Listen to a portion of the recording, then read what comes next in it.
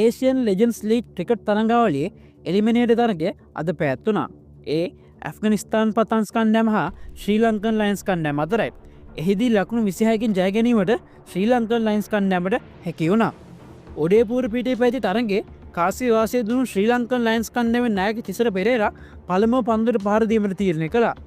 ඒ අනුව ශ්‍රී ලංකා පිළ නියමිත පන්දුවර 20 අවසානයේදී කල්ලු 3කට ලකුණු 201 දෙවන්ත ඉනිමක් ගොඩ නැගුවා. සුප්‍රී ඉනිමක් ක්‍රීඩා කළ නායක තිසර පෙරේරා පන්දු 36කදී අනර්ග සතකයක් සමගින් ලකුණු 108ක් රැස් කරා. ඔහුගේ ඉනිමට 4 පහරවල් 2ක් හා දෙවන්ත 6 පහරවල් 13ක් ඇතුළත් වුණා. මේ තරගයේදී ශ්‍රී ලංකා ඉනිමේ 20 වෙනි පන්දුවාරයේදී අයන් කාන් විසින් යොමු කළ පන්දුවාරයට 6 පහරවල් 6ක් එල්ල කිරීමට තිසර පෙරේරා සමත් වුණා. එම 6 පහරවල් 6ත් සමග තමයි ඔහුගේ සතකය සම්පූර්ණ කළේ. එම පන්දුවාරයේදී ලකුණු 39ක් ලබා ගැනීම ශ්‍රී ලංකා කණ්ඩායමට හැකි වුණේ වයිට් පන්දු 3ක් සමගයි. 19 වෙනි පන්දුවාරය වන විට කල්ලු 3කට ලකුණු 191ක් ලබා සිටි ශ්‍රී ලංකා ලයන්ස් කණ්ඩායමේ ලකුණු පූර්ව 20 වෙනි පන්දුවාරයේ නිමා වන විට ලකුණු 230 දක්වා වැඩි වුණා. තිසර පෙරේරාට අනකි සහයක් දැක්වූ මෙවන් ෆර්නාන්ඩු පන්දු 56කින් ලකුණු 81ක් රැස් කරේ 4 පාර 7ක් හා 6 පාර 3ක් සමගින්.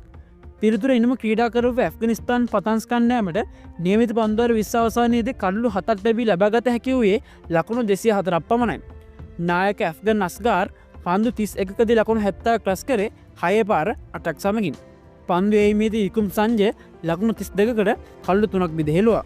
මේ ජයත් සමග හෙට පැවැත්වෙන කොල්ෆේ 2 තරගයට සුදුසුකම් ලැබීමට ශ්‍රී ලංකා ලයන්ස් කණ්ඩායමට හැකි වුණා.